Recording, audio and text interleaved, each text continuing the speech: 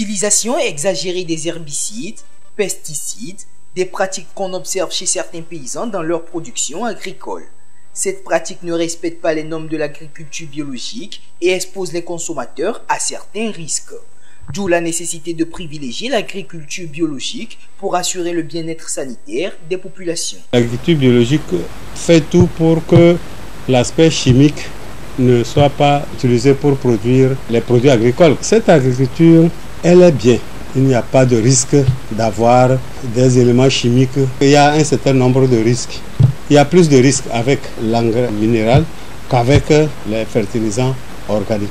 Certains paysans prennent de plus en plus conscience de l'importance de l'agriculture biologique. Cependant, ils ne maîtrisent pas les contours et les différents éléments qui entrent en jeu lorsqu'on parle de l'agriculture biologique.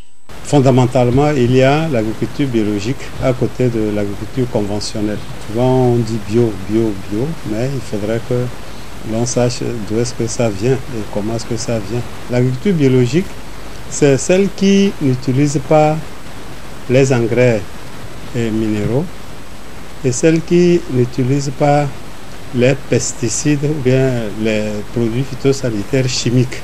Pour faire la fertilisation, on utilise l'engrais vert, on peut dire le compost, les matières organiques, sous différentes formes. Il y a bien sûr le compost, il y a le fumier dont nous parlons, et puis il y a aussi des fertilisants organiques qui sont commercialisés sous forme granulée ou sous forme liquide. L'enjeu, c'est de trouver ces éléments-là, les fertilisants, la fumure organique. Lorsqu'on fait une grande superficie pour apporter 3 à 5 tonnes, voire 7 tonnes de matière organique à l'hectare et que des gens ont 10, 20, voire 50 hectares, même au-delà d'hectares de céréales, ce n'est pas facile de trouver ça. Ça nous interpelle si vraiment nous voulons avoir une agriculture biologique très développée. L'agriculture représente une part importante dans l'économie togolaise. Entreprendre des initiatives pour son développement permettra d'assurer l'autosuffisance alimentaire. Et des actions devront également être menées pour encourager et promouvoir l'agriculture biologique.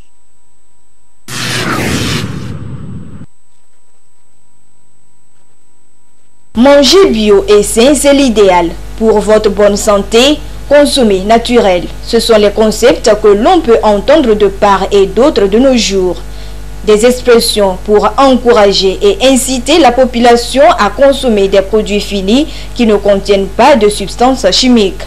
En effet, l'on entend par alimentation ou produits biologiques tout aliment transformé localement ou non, mais dans le respect des règles, surtout sans mélange de produits chimiques. Si on parle d'un aliment bio, ça veut dire le champ où la matière première est tirée, ça veut dire ce champ-là est un champ certifié bio. Donc si le champ n'est pas certifié bio, or pour certifier un champ bio, il faut d'abord respecter certains critères.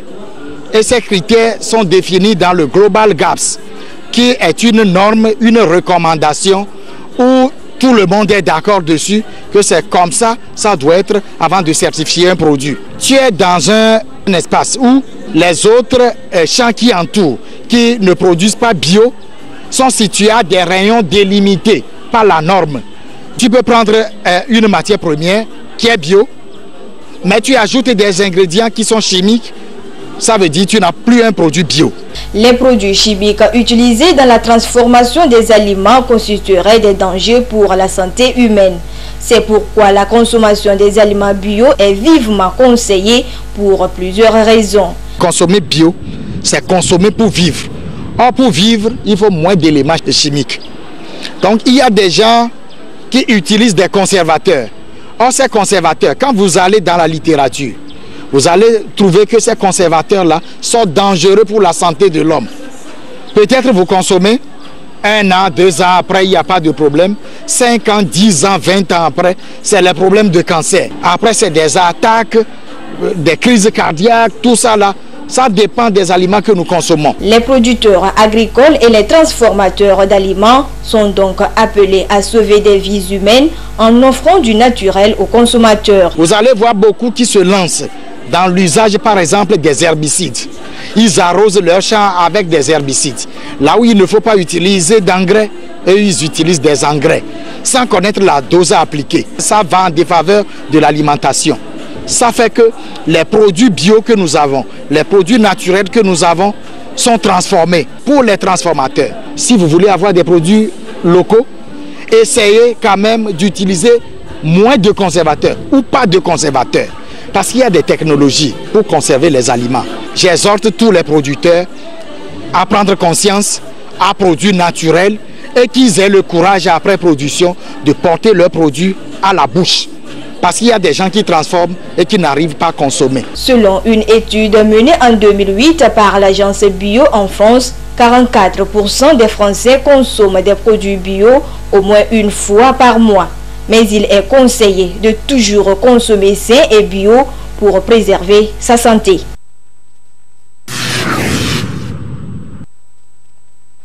La communauté internationale célèbre depuis ce 1er août la semaine mondiale de l'allaitement maternel. Source première d'alimentation d'un nouveau-né, l'allaitement maternel est le mode de nutrition des nourrissons par le lait à travers le sein de la mère. Une méthode efficace et avantageuse lorsqu'elle est bien pratiquée. Voilà pourquoi la communauté internationale a retenu toute une semaine afin de s'adresser aux mamans. Quand nous prenons le côté de la maman, premièrement, ça permet à la maman de ne pas s'exposer à une prise excessive du poids. Et quand on dit prise excessive du poids, on peut parler de l'obésité. L'allaitement maternel consiste d'une manière, une méthode contraceptive à la maman. C'est-à-dire la succion, la tétée de l'enfant va entraîner la sécrétion, la production d'une hormone qu'on appelle la prolactine. Et cette prolactine va aller inhiber les hormones de la conception. L'allaitement maternel prévient les risques de cancer, c'est-à-dire le cancer du sein et du cancer de l'ovaire chez la maman.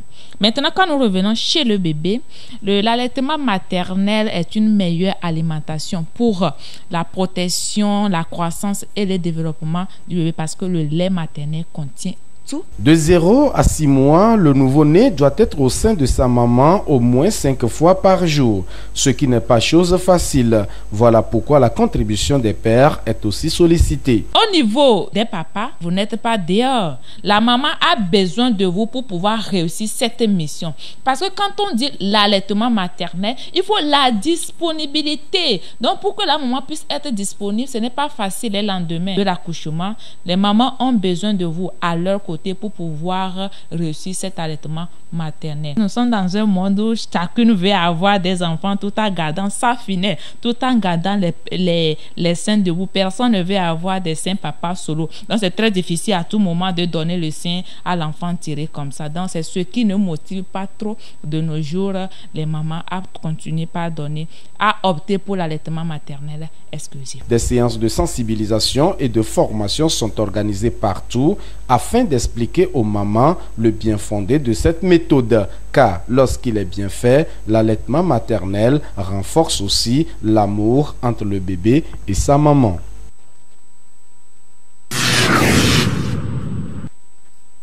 La maladie de Newcastle est une maladie virale très contagieuse qui s'attaque à une grande variété d'espèces d'oiseaux sauvages et domestiques. Elle fait souvent son apparition en saison sèche au nord du Togo et en période froide pendant la mousson au sud du Togo. La maladie de Newcastle qui fait des ravages est causée par le virus ND dont il existe plusieurs souches. Maladie virale due à un paramyxovirus de la famille des paramyxoviridae appartenant au genre Avulavirus qui cause vraiment beaucoup de mortalité chez la plupart des oiseaux. Une maladie infectieuse qui est due à un virus appelé justement un paramyxovirus de la famille des paramyxoviridae, mais qui appartient surtout au genre Avulavirus. Et ce virus, on le distingue sous 3 sérotypes différents. il y a un sérotype lentogène, il y a un sérotype mésogène et un sérotype vélogène. Des troubles digestifs, respiratoires et nerveux, ce sont là quelques signes cliniques de la maladie de Newcastle. À ce jour, il n'existe pas un traitement spécifique. Malheureusement, elle va entraîner une chute de pompe, surtout chez les pondeuses. Il y a aussi une inappétence et une prostration. Mais c'est surtout les troubles digestifs, les troubles respiratoires et les troubles nerveux qui caractérisent cette maladie. Du point de vue troubles digestifs, qu'est-ce qu'on va avoir? Il y aura de la diarrhée. Cette diarrhée qui sera d'abord blanchâtre, va devenir plus ou moins jaunâtre, puis verdâtre.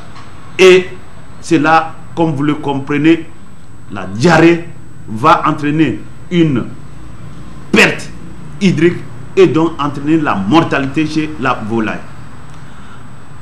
Après les troubles digestifs, on a aussi les troubles respiratoires.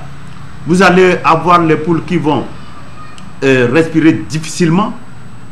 Elles vont avoir la bouche ouverte, tout comme pour aspirer de l'air avec un bec cloué au sol. Les troubles nerveux qui vont entraîner surtout des contractions plus ou moins brèves au niveau du cou et des ailes.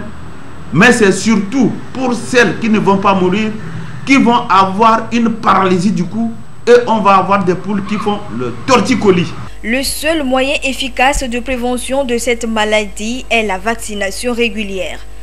En dehors de la vaccination, il est recommandé aux éleveurs d'adopter des mesures de biosécurité et de déparasiter leurs volailles. Cette vaccination doit se faire le plus tôt possible, suivant un calendrier bien déterminé, qu'on soit en élevage traditionnel ou en élevage moderne ou amélioré. Une volaille morte de la maladie de Newcastle ne devait pas être consommée parce que justement, toute manipulation, toute consommation va participer justement à la propagation du virus et donc rendre vulnérables les autres oiseaux ou les autres poules qui sont saines. Mieux vaut vraiment l'enterrer et justement désinfecter le poulailler pour détruire justement ces virus. En élevage moderne, on conseille toujours de faire un élevage en bande unique. Mais en élevage traditionnel, il est conseillé de veiller aux mesures de biosécurité. Des conseils à mettre en application pour lutter contre la maladie de Newcastle. De plus, les éleveurs sont invités à consulter les vétérinaires au besoin.